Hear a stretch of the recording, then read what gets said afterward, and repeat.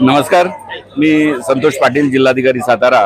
आज संतश्रेष्ठ ज्ञानेश्वर माऊलींच्या पालखी सोहळ्याचं आगमन सातारा जिल्ह्यामध्ये होत आहे। आता आपण निरा या गावामध्ये आहोत। आता पालखीचं 1 वाजता प्रस्थान निरेमधनं होईल।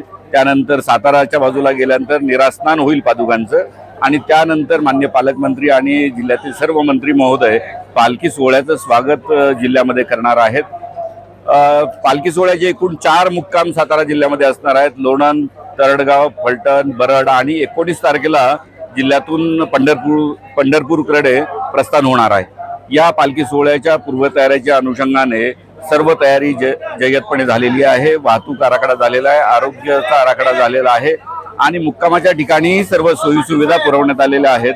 त्यामुळे हा पालखी सोहळा आरोग्यदायी, अपघात विरहित पद्धतीने पार पडेल याची आम्हाला निश्चितपणे खात्री वाटते।